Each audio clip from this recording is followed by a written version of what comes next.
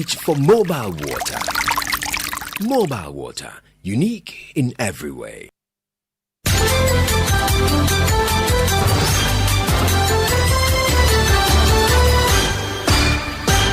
"30 years of joyfulness." Hello, good afternoon and welcome to the Midday News.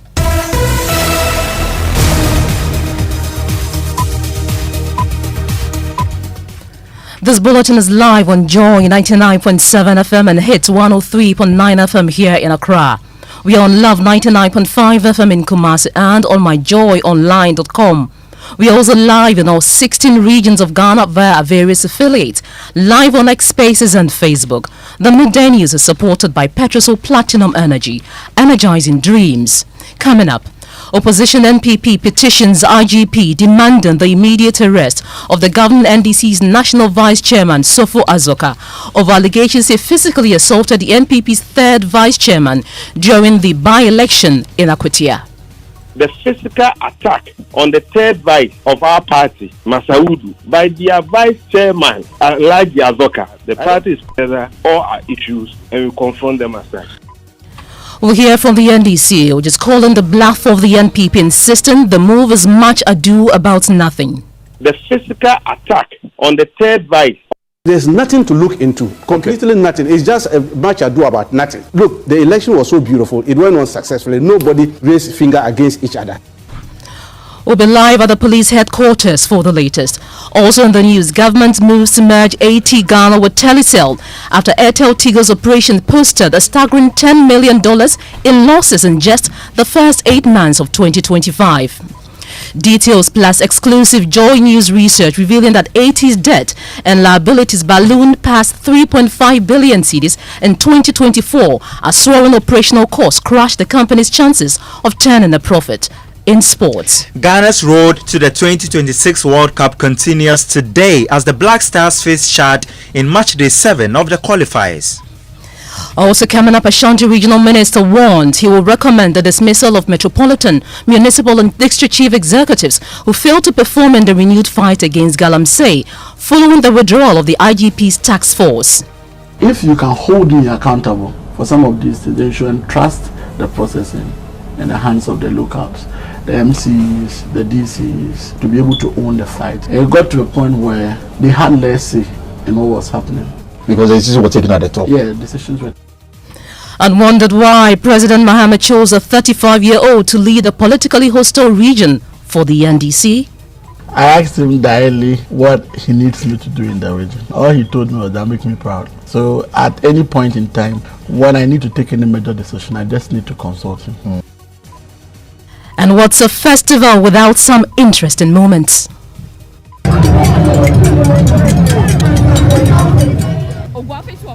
Undoubtedly one of the biggest festivals we have in Ghana. Yes. I mean, we are here to have fun.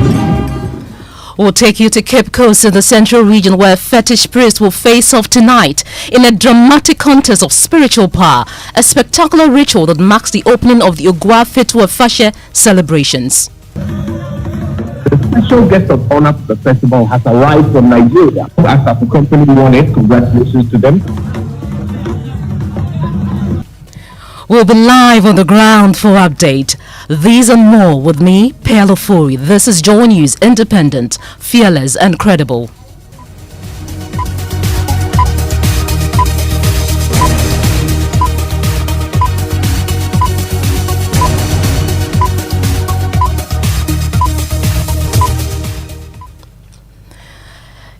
The New Patriotic Party is this afternoon walking the talk on the call for an immediate arrest of the governing NDC's National Vice Chairman, Sofo Azoka, for physically assaulting their third Vice Chairman at the just-ended Akyia by-election. Sofo Azoka was captured on tape in a physical altercation with the NPP's third Vice Chairman, Alhaji Osman Masahudu, in the early hours of voting on Tuesday. The NPP has this morning petitioned the IGP demanding the arrest of Sofo Azoka. We'll take you live to the police headquarters shortly. Before that, though, my colleague James Aveji joins me with details of the statements released by the police on this issue. James, how is the police handling this matter? Well, Pearl, so this statement came in just before the NPP could present their petition to the IGP, and is a straightforward three-line statement. First, that the Akyia District Police Command on Tuesday, September 2, 2025, commenced investigations into an alleged assault on Alhaji Masaudu Osman at Akyia, and that the complainant was issued with a police medical form to attend hospital for treatment, endorsement, and return same to police for further investigations. And finally, that the case has since been referred to the Eastern Regional Police Command for further investigations. Thank you very much, James. Well, earlier we mentioned that we're going to the police headquarters to speak to my colleague Kenneth JC, who was there for us. Now, Kenneth has joined us in the studio, bringing us update on this. Kenneth, the NPP is demanding the arrest of Chief Sofo Azoka. What else are they asking for in this petition? Well, the MPP says that the incidents that happened there are reckless and a danger to Ghana's democratic gains, warning that such conduct could fuel insecurity. They in fact say that they presented to the Ghana Police Service video evidence of those threats that were meted on the lives of some leading members of the party and their minority leader as well. So basically they want the police to investigate the matter. They're calling for swift action. And I asked the person who led the team, that's the party's Director of Communications, Richard Anyagba, whether they were satisfied with the police's conduct. You recall that earlier the police said this will be the best elections that they've ever supervised. Yes. And he said no. We are interested in justice. Our coming here is designed to formally petition the IGP. So we want the police, as if they haven't seen it, we have brought it to their attention. Evidence on pen drive has been included with the petition. So if they haven't seen what you guys have beautifully circulated in the media, at least we have provided for them, so that they can take full account of what happened and take the necessary step to bring sanity by punishing these individuals, not only for the sake of punishing them, but to create a certain standing deterrent for all who would want to copy such behavior, and that our democracy will not tolerate that, and that is not part of how we want to engage ourselves in a democratic process. Well, earlier, Deputy Director of Elections for the NDC, Rashid Tanku Computer, rejected the NPP's call for the arrest of their vice chairman, insisting that the action of Sofo Azoka was in reaction to Alhaji Masawudu's provocation, insisting there is no wrongdoing for the police to investigate. He spoke on PM Express last night. I've said that at the time Vice Chairman Buga was speaking through the mic. You know, somebody was interviewing him. Yeah. And he was continually mentioning Azoka name and saying all manner of things. And ostensibly changed the language to I will use your sister GB's one of wisdom. Dagbani, yeah? Dagbani. Yeah. And because you don't understand Dagbani. No, tell us what he said. And he was telling him. Richard. They know each other very well. And he was telling him. No. The thing that you were saying about me was unfair. He was thinking that Azoka was not around there. Azoka is a nice man. He's a gentleman. And you see, NPP came in as agents or provocateurs in the election. They knew they were going to lose. We saw the video of Azoka putting his hands on the gentleman. That was violent. Do you know the statement the Buga chairman made against Azoka? I can tell you. You analyze it. And I know the language. Yeah. No. I understand the language very well. There were police officers there. Tanko, you were police officers there. If he felt offended by that, he knew what to do. Never to take the law into your own hands. Azoka didn't take the law into his hands. But we saw him apply his hands on a gentleman. So you don't support the police looking into the Azoka incident? There's nothing to look into. Completely nothing. It's just a much ado about nothing. Look, the election was so beautiful. It went on successfully. Nobody raised finger against each other. The police were on top of it. Even that incident didn't even come closer to a police station. Meanwhile, the Coalition of Domestic Election Observers, CODEO, says although the Akyia by-election was generally peaceful, the heavy police presence was intimidating. They are calling for a full disclosure of how much was spent on the operation. Vera Abena-Ado is Programs Officer at CDD Ghana and CODEO. I think we do not need to deploy this much security for a by-election, 119 constituency. How much is it costing the state? I think now we have to talk about the financial cost to the taxpayer. How much does it cost us for how many days the security was in Akyia? If you look at the number of days in other jurisdiction, they will tell you how much it costs for an officer to move an officer from his or her station to another station. How much is it costing us? And the question is, was it based on intelligence that something is going to happen in Akyia? Is that the reason, or it was based on what's happening in Ablekuma? I think we need to look at how to prevent this. In the general election, what is the police going to do? Is it going to be the same in Tamale? But it worked. I mean, it worked. There was no and violence. That is worrying. Even though it worked, it's worrying. It's worrying. I know maybe the IGP has to do this also because of what happened, but I think we need some transparency and accountability. But it's a fair. Well, the Ashanti Regional Minister, Dr. Frank Amwakohene, has issued a strong warning to Metropolitan, Municipal and District Chief Executives, MMDCs, vowing to recommend their dismissal if they fail to show commitment in the renewed fight against illegal mining, popularly known as Galamsey. Speaking exclusively to Joy News, the minister stressed that with the withdrawal of the IGP Special Task Force, the responsibility now rests squarely on the shoulders of local authorities to lead the Anti-Galamsey campaign in their jurisdictions. He spoke to my colleague Elton Broby in a yet-to-be-broadcast interview on Pulse. They were fighting it from the center. I've read today that they have withdrawn the team that was brought in by the IGP. And obviously, it was expected. Why? Because if you can hold me accountable for some of these things, then you should entrust the processing in the hands of the locals, the MCs, the DCs, the regional ministers, to be able to own the fight more. It got to a point where they had less say in what was happening. Because the decisions were taken at the top? Yeah, decisions were taken. Without any consultation to those on the ground? Yeah. And it gave room for other teams to just come into the communities, cladded in uniforms, without recourse to any structure, in the pretense of fighting against illegal mining and exploiting people. And was a key worry from the chiefs and the people from the ground. So I think that we should tax the MMDCs, we should tax the regional ministers and the Ministry for Lands and Natural Resources to own the process. Then you can now do a reshuffle of any of these heads that are not able to, as it were, take the necessary and the bold steps in helping us fight this. And you see, we need to define our targets right.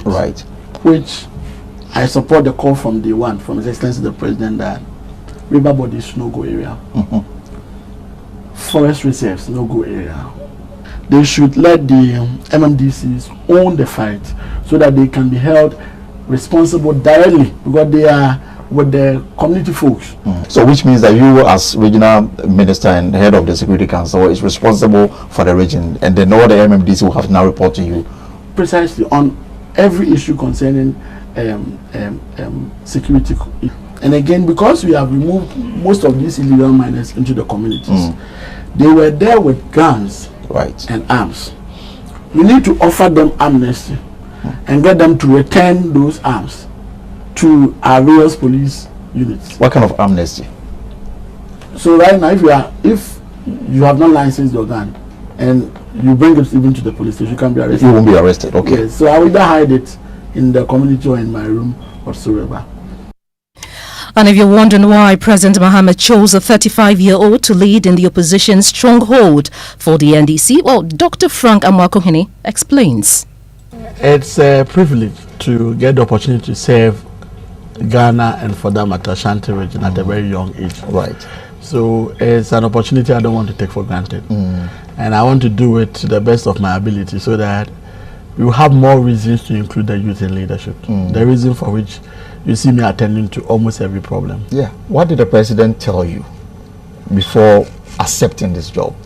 I asked him directly what he needs me to do in the region. All he told me was that make me proud. So at any point in time, when I need to take any major decision, I just need to consult him. At times he asks of, what do you think? You are in charge of the region, what do you think? Then I run it by him. Once he's okay with that, I just go ahead and implement it. Let's bring you one of our top stories. And government has announced plans to merge Ghana with Telecom to cut costs and create a more competitive telecom player. The move follows AT's precarious financial state, with the company losing over $10 million in just 8 months, a burden the minister says taxpayers cannot continue to carry. Communications Minister Samuel Nati George assured staff their jobs and contract remain intact, while stressing that customers will also be protected in the transition. Already, more than 3 million AT subscribers have been migrated onto Telesales network, with integration expected to be completed in phases this year. But what does this mean for the telecommunication industry? My colleague Isaac Kofiejay is data analyst with Joy News Research Desk. He joins me in the studio with analysis. Kofi, we know in this measure, AT is the weaker part. What is its financial position? Well, in fact, if you look at the AT's financial report, what you see is that in 2024, which is the latest report, it made a loss of 785 million Ghana cedis. If you track this as far back as 2020, in a span of 4 years, AT or 5 years, AT has made a cumulative loss of 2.7 billion Ghana cedis. At the moment, AT's debt and liabilities, which has become a big burden on government, is standing somewhere around 3.6 billion, cedis. And on top of this, AT is having a negative equity of 2.8 billion, Ghana cedis. Simply means that if you sell all of AT's assets, it will not be enough to pay its debts and liabilities. And how will a merged AT and Telecel cope in this industry? Well, at the moment, per the latest data we have from the NCA, MTN leads the market with a share of 73.86%, with a total of 29.52 million subscribers. Telecel follows with 7.29 million subscribers, representing 18.26%.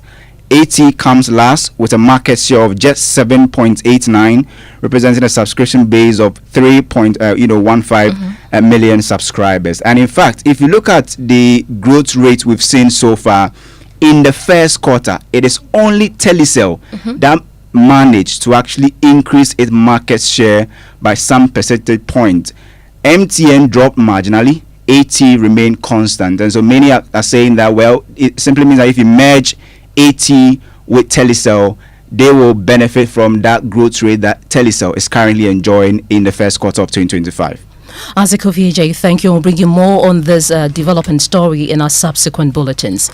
Now, for the first time in nearly a week, calm has returned to Benjiri and other parts of the Savannah region after deadly clashes claimed 31 lives and displaced over 440,000 residents.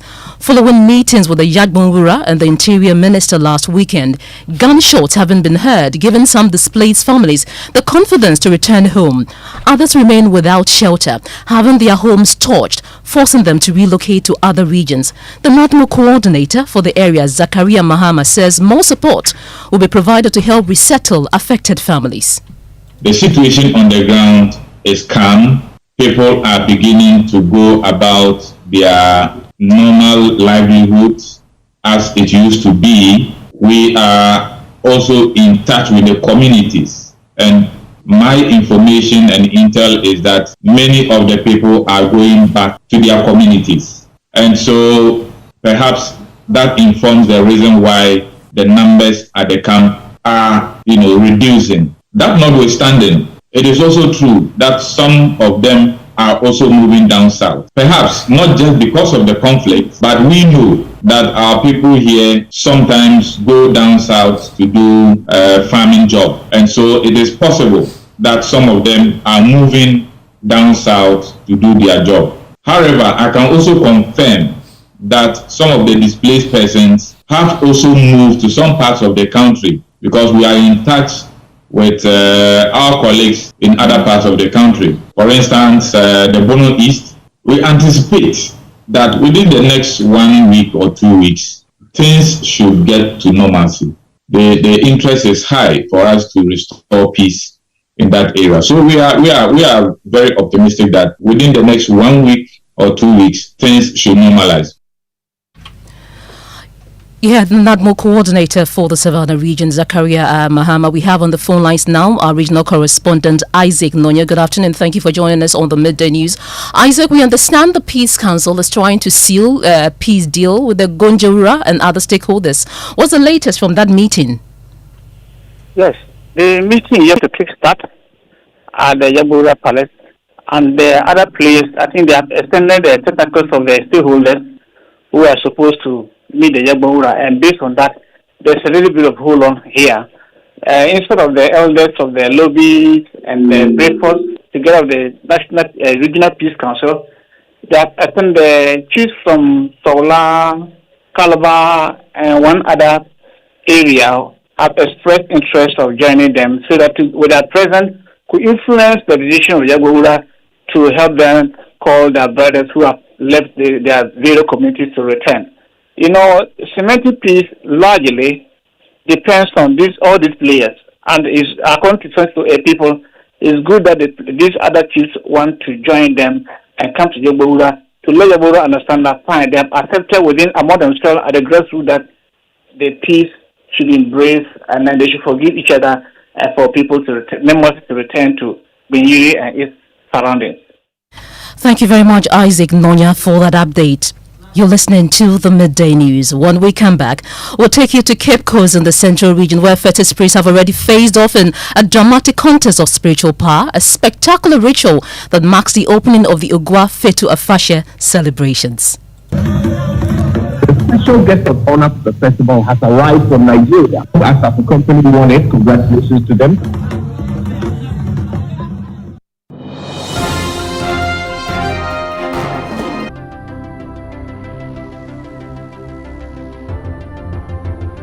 When budgets are tight and money difficult to come by, you want to be sure you get the best value for your money. These are not times to be spending money fixing expensive engine problems because of cheap fuel and lubricants. Drive to a petrol source station today and buy your quality fuel and lubricants, and rest assured of fuel that lasts long and lubricants that prevent expensive engine problems. Hear the sound. Petrosol, clean fuel in full quantity. When I wake up in the morning, I brush my teeth with Kale Charcoal toothpaste. This gives me confidence all day. Anytime you meet Amma, don't be surprised I smile showing my beautiful white teeth because I don't have cavity thanks to Kale Charcoal toothpaste for its natural charcoal properties. In fact, we are like twins. I can't go without my Kale Charcoal toothpaste. That be why I dey use Kale Charcoal toothpaste morning and night when I dey go bed safe. It dey make my teeth white when it dey comot every scent from my mouth inside. My confidence level they go up, so I dey show my 32 teeth all. Introducing the Kale Charcoal toothpaste, formulated with activated bamboo charcoal powder, ensures whiter teeth and removes bad breath. The strong natural property of the activated bamboo charcoal removes bacteria, absorbs surface stains on our teeth caused by coffee, wines, and tobacco. Welcome, Kale Charcoal toothpaste. Kale Charcoal toothpaste, Sankofa Yenchi. Kale, happy smile. This advert is FDA approved. Junior, your school bus will soon get here. Hurry up. Mommy, my head is aching me and I'm feeling cold. Honey, Junior's temperature is too high and he feels feverish. Oh, baby. So you didn't give him the Encamol paracetamol syrup that I gave you the last time? Oh, no, I forgot. Okay, you know what? It's not too late. Just give him Encamol and he'll be fine in no time. Encamol paracetamol syrup, a strawberry-flavored paracetamol syrup, and it's specially made for children aged 3 months to 12 years. It helps manage pain like headaches, teething pain, and fever. And guess what? Because of the strawberry flavor, the kids enjoy taking it.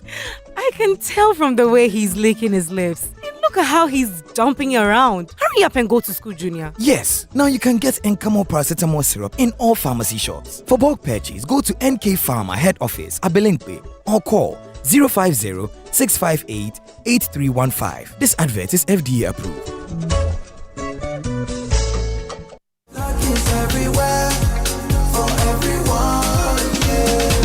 The winning season is back, but this time I am collecting the wins like jollof at a wedding. The luckiest season 3 is here. Your chance to flip your luck or maybe your bank accounts too. 2 easy ways to join. Dial *712#. Hit 1 to buy for you or 2 to gift a friend. Feeling lucky? Pick 1 for a random number or hit 2 to choose your own. Pay with mobile money. Done. You're in. Or go to the luckiestafrica.com, click community tickets, choose your number or let the system do so for you. You can buy a ticket for your boo or your favorite barber. Pay with Momo or card if you are abroad.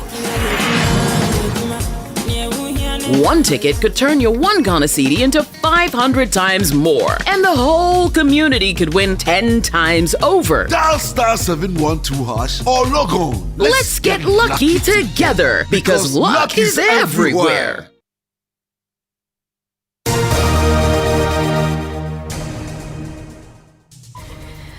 And you're welcome back to the Midday News. It's time for sports, and Mubarak is here. A lot to tell us about the match today. Yeah. We know that Ghana is playing Chad in the World Cup qualifiers. So when are we playing?